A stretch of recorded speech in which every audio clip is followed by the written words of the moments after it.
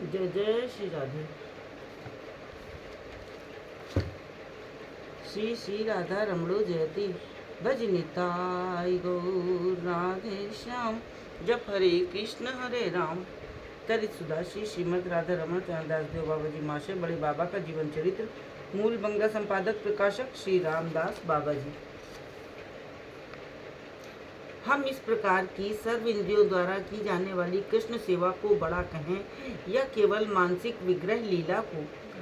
हरिचरण। इससे लीला विषयक स्फूर्ति होती है सही, परंतु बड़े आडंबर की आवश्यकता होती है। गोस्वामी गण ने आडंबर का परित्याग करने की आज्ञा की है। इस प्रकार की सेवा में क्या विशेष रूप से आडंबर नहीं करना पड़ता? बाबा जी, भाई आडंबर तो सेवा के साथ साथ लगा है, पर इसका ये अर्थ नहीं कि कोई आश्रम और अवस्था के अनुसार अपने कर्तव्य का त्याग कर नाना रूप में भगवत सेवा की चेष्टा करे। गोस्वामियों ने शायद इसी को आडंबर कहकर परित्याग करने को कहा है। सती स्त्री जिस प्रकार पति के लाए हुए द्रव्य द्वारा ही सुखपूर्वक बुद्धि और कौशल की सहायता से नाना प्रकार से पति का सुख विधान करती है, भगवत सेवापरायण व्यक्ति भी उसी प्रकार योग माया प्रदत्त द्रव्य द्वारा अपने चातुर्य की सहायता से नाना रूप सेवा करते हुए सेव्य विग्रह का सुख विधान और साधकों का आनंद वर्धन करते हैं। आसक्त, विरक्त और अनासक्त तीनों प्रकार के व्यक्तियों के लिए सेवा आवश्यक है, परंतु आश्रम उचित भाव से की गई सेवा ही भक्ति का अंग या साधक होती है। इसलिए आडंबर सेवा का अंग या साधक न होकर बाधक होता है। यदि सेवा में आडंबर की आवश्यकता होती तो श्री सनातन गोस्वामी, श्री रघुनाथ गोस्वामी आदि महाप्रभु के परम विरक्त नित्य परिकर स्वयं आचरण कर हमें सेवा शिक्षा न देते। आचार्यों ने अपने अपने भजनोपयोगी द्रव्य द्वारा भगवत सेवा का आश्रम और सेवा दोनों की मर्यादा की रक्षा की है। हमें भी सदा उनके आदर्श को सामने रख सेवा कार्य करना चाहिए। जो आडंबर हमें अपने आश्रम और अवस्था के अनुकूल मार्ग से अलग ले जाता है, वही भजन में बाधक होता है। इस प्रकार बाबा जी महाशय समझाने का प्रयत्न कर रहे थे कि भगवत सेवा और भगवत भजन एक ही वस्तु है। हरिदास बाबा जी, रसिकदास बाबा जी, वनमाली बाबू आदि सब उनके सुसिद्धांत को सुनकर परम आनंदित हुए। इस तरह नाना प्रकार की भगवत कथा वार्ता में आनंदपूर्वक दिन बीतने लगे। रथ यात्रा का समय आ गया। वनमाली राय रथ यात्रा दर्शन कर और उसके पश्चात कई दिन पुरी में रहकर कलकत्ते लौट आए।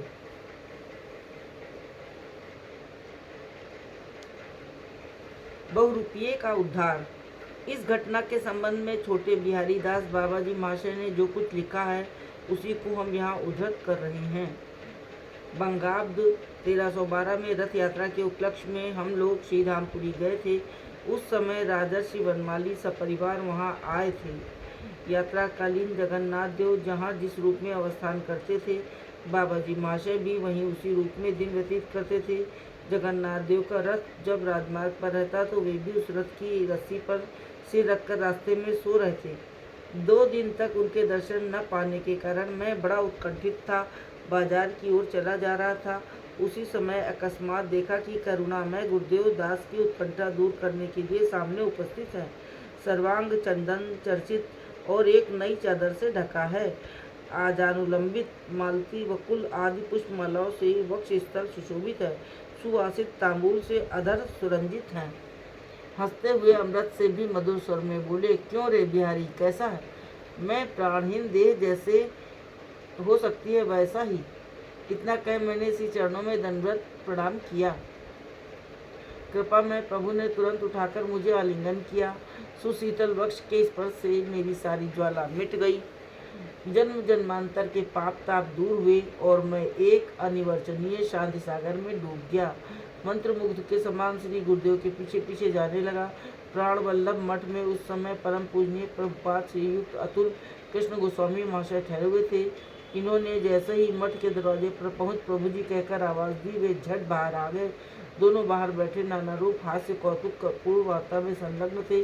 उसी समय अकस्मात एक बहुरूपिया आया। उसके गले में खून से सनी हुई एक छुरी इस प्रकार लग रही थी कि देखते ही हृदय कांप जाता था। रक्त के समान लाल रंग गले से निकलकर वक्ष स्थल पर बह रहा था। कपट रुदन के कारण नेत्रों में अश्रु प्रवाहित हो रहे थे। उसे देखते ही सब लोग विस्मय सागर में डूब गए। थोड़ी देर बाद उससे बहुरूपिया समझकर बाबाजी महाशय ने पूछा, बाबा तुम्हारा घर कहाँ है? बहुरूपिया, यशोहर जिले में। बाबाजी, तुम्हारी जाति क्या है? बहुरूपिया, मैं रानी श्रेणी कुलीन ब्राह्मण हूँ। बाबाजी, पूरी धाम में कब आए? बहुरूपिया, 3-4 दिन हुए। बाबाजी, कहाँ रहते हो? बहुरूपिया, जहाँ कहीं पड़ जाता हूँ। बाबाजी, खाने पीने की क्या व्यवस्था है? बहुरूपिया, समुद्र के किनारे रसोई बनाकर खा लेता हूँ। बाबाजी, जगन्नाथ जी का प्रसाद क्यों नहीं लेते? बहुरूपिया, वो बाजार में बिकता है, न जाने कितने लोगों का जूठा रहता है, इसलिए उसे लेने का जी नहीं चाहता। बाबाजी, जाति अभिमान के कारण महाप्रसाद भी नहीं लेते। अच्छा, तुम्हारा जो व्यवसाय है वो किस जाति का है? बहुरूपिया, बाबा ये आसुरी व्यापार है, मैं जानता हूँ, पर क्या करूँ, लिखा पढ़ा हूँ नहीं, किसी तरह निर्वाह तो करना ही है। सांसारिक अभाव की चिंता करूँ या भगवत चिंतन? बाबाजी, अच्छा, मात्र गर्भ में कौन से बुद्धि कौशल से आहार ग्रहण संग्रह करते थे और जन्म लेते ही कौन से बुद्धि कौशल से मात्र स्तन के रक्त को दूध में परिणत कर जीवन रक्षा करती थी? विशंभर यदि भरण पोषण ना करे तो जीव की क्या क्षमता है कि वो एक तिनके का भी संग्रह कर सके? बड़े साधन के फल से जीव को मनुष्य देह प्राप्त होती है। तुमने मनुष्य देह भी पाई है, धर्म क्षेत्र भारतवर्ष में और सर्ववर्ण श्रेष्ठ ब्राह्मण कुल में। ऐसे बहुमूल्य जन्म को विभत्स काल में गंवा रहे हो, ये कैसी दुख की बात है।